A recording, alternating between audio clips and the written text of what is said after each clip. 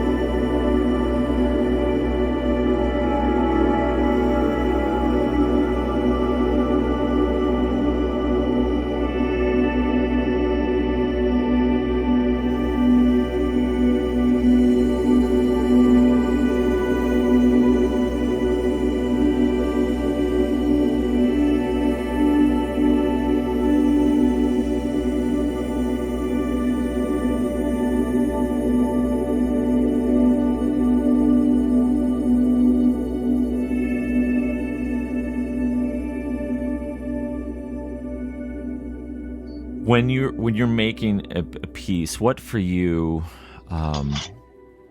maybe this doesn't just have to be about your music, but in general, what do you think makes music timeless and universally relatable, and maybe as it applies to when you're creating, how do you write it all for the audience in mind, or is it really just self-expression?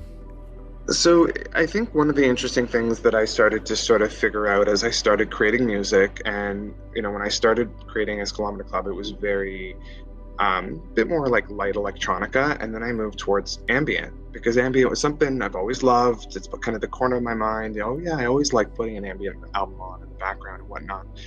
And one of the things I started to realize as I started creating music is there was this element of this desire for success, and figuring out how that worked with websites like Submit Hub or daily playlists really helped me get going and helped me motivate myself. So one of the things I did early on was I started to listen to some of the big playlists, both the Spotify curated but the user curated ones, and started to listen and say, oh, this sounds this is the approach these other artists are taking. If I create songs that have similarities, so textural, movement, the speed, the intensity, maybe I'll see success on some of those playlists. And with that, I would really try, in a series of 6 to 8 songs, I'd make sure, well, maybe this one would be good for this one playlist, this one would be good for this playlist. Then I pitched to those, and not always successful, but when I could see that started to build the momentum that helped me kind of get my Spotify listenership up, helped me build not only my own music but my label, and connect with a lot of similar artists. So it kind of built that momentum. So I do think that for me there was this element of really kind of being conscious of ambient is so broad. Ambient can be so many things, but always making sure that at any given time, not every song is going to fit on every playlist or in every sub genre of ambient, but to find those kind of access points for a lot of listeners that want, whether they want it to be soft and sentimental, whether they want something darker, whether they want the nature sounds embedded, whether they want some hybrid of all those things. And so my kind of thinking, my thinking process is trying to find that balance between something that is accessible and what someone may want to listen to, let's say in the background or more actively, without necessarily making it too bland or making it too, I'm going to just do the simplest thing possible because I know it's successful.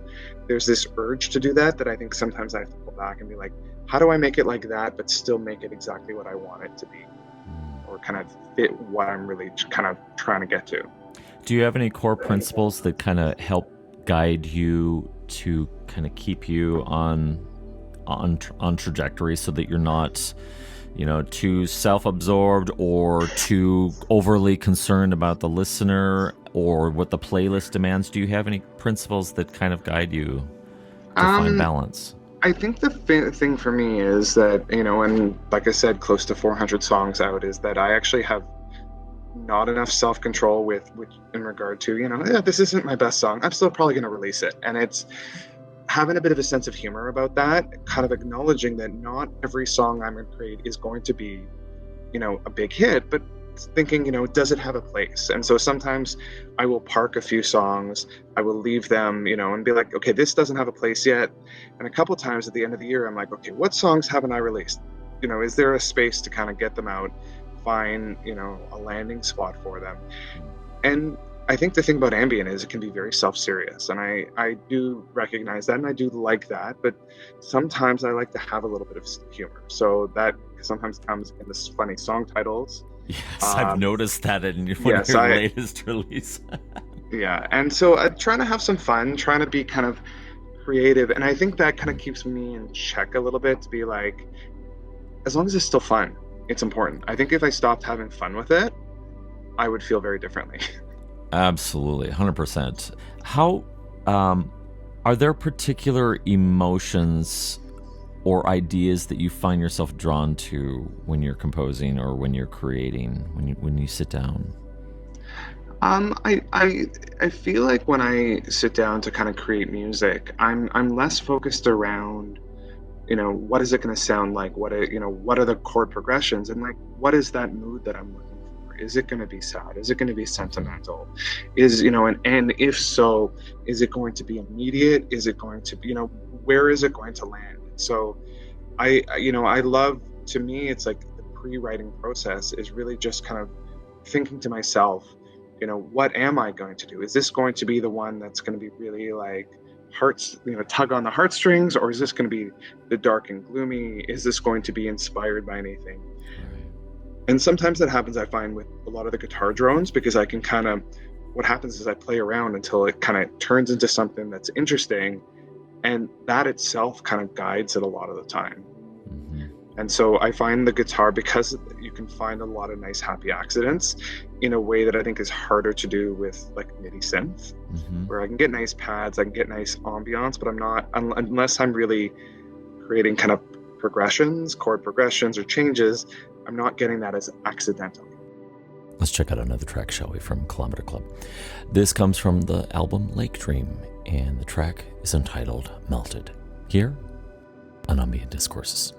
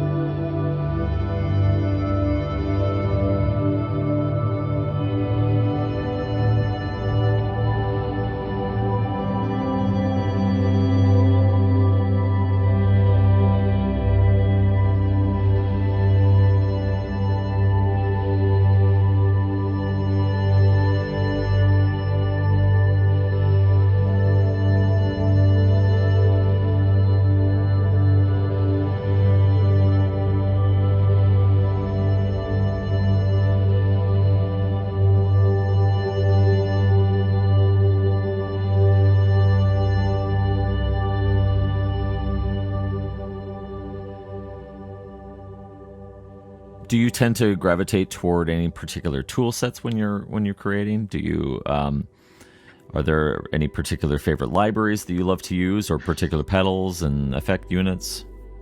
So one of the things that I've done, and I actually just uploaded kind of a tour of my pedal board to YouTube not too long ago. And basically, one of the things I've done is I've kind of set it up. One of the at the core is a loop switcher and a Morningstar ML10X. And what it does is it allows me to switch the order using MIDI and using pre-programming of which pedals go when, which pedals go into each other. So there's a lot of under cabling on my board, but I have the Chase Bliss Mood, I have the Walrus, what's it called, the Slow, the Hologram Microcosm, and the Empress Zoya. So all of them have a different approach to looping.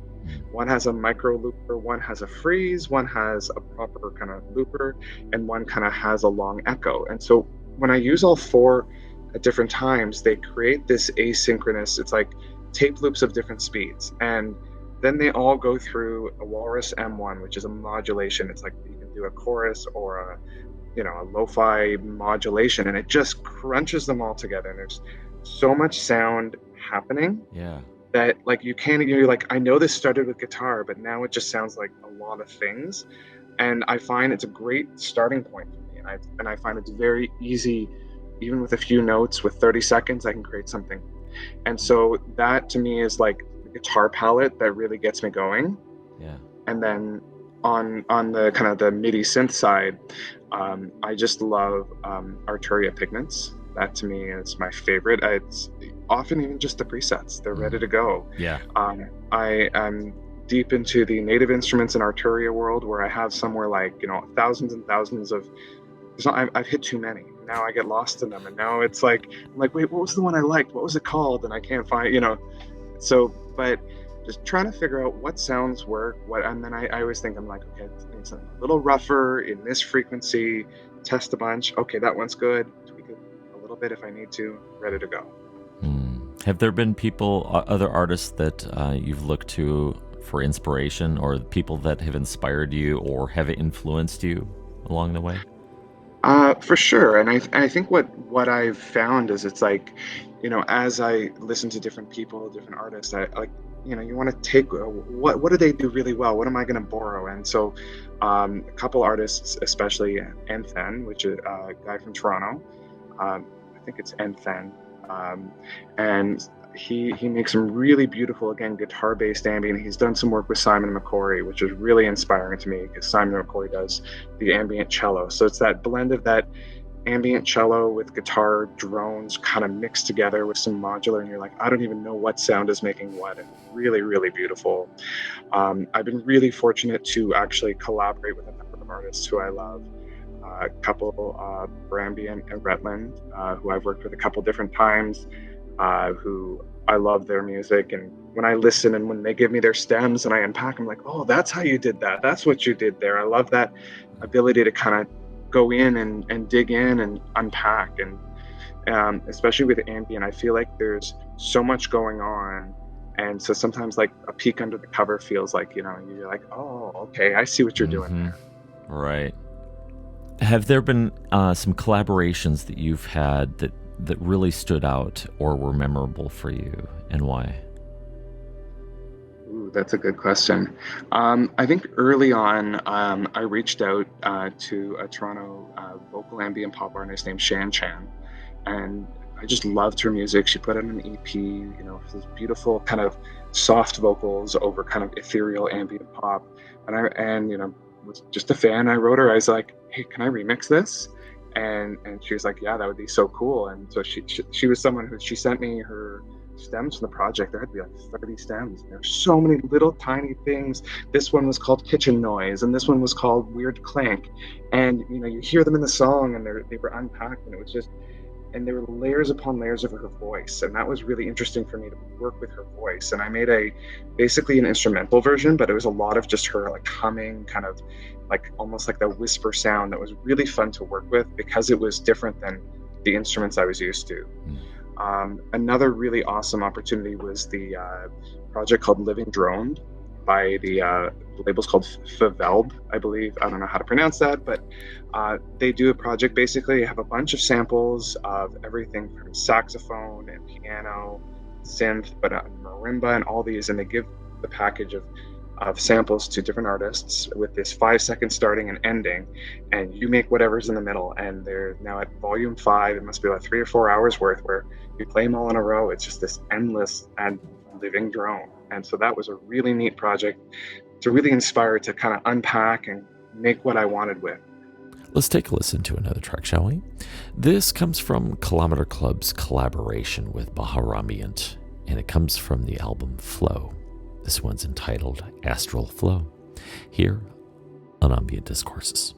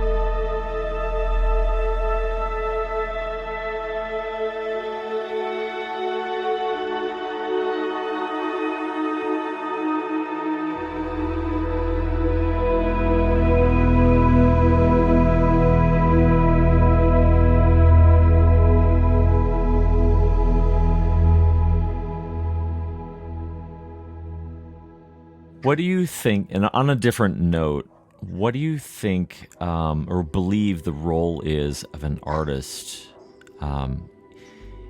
or a musician in society? Do you see yourself as a catalyst for change, or someone who observes the world and comes up with a reflection, or what do you feel like your role is as a musician in society? I mean, I think there's a difference between what I want the role to be versus I think what I'm able to do in my current space. And I think one of the things that I've desired to do is to try to, use this tiny little platform to do good, or to do what's right. And one of the things I've been able to do with my label, Imaginary North, is we recently released a 24-hour long compilation. It's called Today and Tomorrow, and we're pushing all revenue from there to Music Declares Emergency. And I think, to me, I feel like for so many years I've been a music fan, a music lover. I played music my whole life. I played in bands that were never serious. I played folk clubs for fun and with my friends and family and whatnot. And this was the first time I ever had people like who I didn't know personally who were listening to my music. I'm like, oh, this is kind of cool. And it's, not a lot of people, but it still feels very different and exciting. So one of the nice things for me is it's just like, I don't have the pedestal to stand on, and I don't know that I would yell too much, but I don't think you can be passive. I think if you want to be an artist, you need to be involved, and you need to use your art to figure out what you want to do and say with it. I don't know exactly what that is for me, but I want to work to find that out and work my way to get there. That's great. Do you think you're going to do the 24-hour project or something similar again? I'm going to do something ambitious for sure, because I think the mandate of my label was just to be like, okay, what are we going to do that's not exactly the same as other labels? And, we started with a couple of compilations. We did one last fall that was all ambient guitar, which was really fun. We're going to try to do a holiday ambient album of non-Christmas other holiday songs. For sure, I'm going to figure out something ambitious, unusual. And I think part of what is making, what I wanted to do is, promote my friends and some amazing music and artists and all that, but do something weird, do something exciting, and share music that, in unconventional formats. And, I was worried when I was creating 24-hour album, like with the streaming services accept it. And, Bandcamp's that's easy. Bandcamp, you can put what you want on there as long as much as whatever. And we used their new listening party feature earlier this week and had a little listening party that lasted 24 hours. And that was fun. People came, they went, they slept, they came back the next morning and still going. It was great. That is fantastic. Well, if you do that again, this time around, I am going to make that submission deadline. I missed it by a smidge, and because I'd read about the 24-hour project. I think we got a press release about that, and the calls for submissions. And I'm like, okay, all right, got to put that on my to-do list. And my to-do list just went through the roof. It was tricky because I think the week before I was only at about 17 hours, and I started like bugging some of my ambient friends. Like we had a few ambient jams. I'm like, hey, do you have some recordings of those? I know they're raw, but like maybe we need to use them. And then it was like the day it was due, I had got 5 hours. Like, and actually, the last week was a good, I was up to about 27, and then I pulled it back when certain artists contributing multiple long tracks. So they got, instead of their 3, we kept 2, and we got right to 24 hours. And I tweaked a couple of my own songs. I just made a couple minutes longer just to get to that exact 24-hour mark. Because, to get to 23:52 doesn't feel the same. Yep. I can totally appreciate that, having to come up with 59-minute programming every week. It's a challenge. You got to kind of backfill and rearrange things. Looking ahead to what do you have next on your horizon? Because you've got quite a few releases out, available on the streaming services and of course on Bandcamp. What's next for you? So I have some really cool stuff happening in July, and I'll just kind of, without saying too much, it's going to be a big label jump for me, with an opportunity for more physical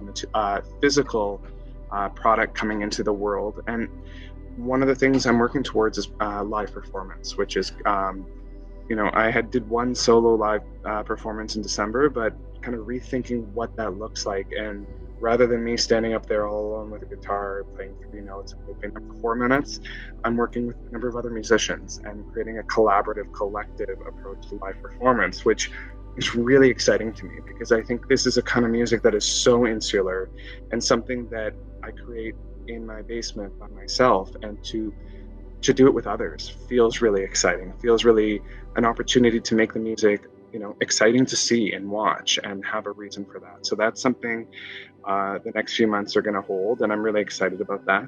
It's kind of just taking the idea of kind of something I created that was keeping busy during the pandemic, and now it feels like something a little bit more legitimate. Let's check out one last track, shall we, from Kilometre Club. This is from their album entitled On Ice, and it's called The Flood, here on Ambient Discourses.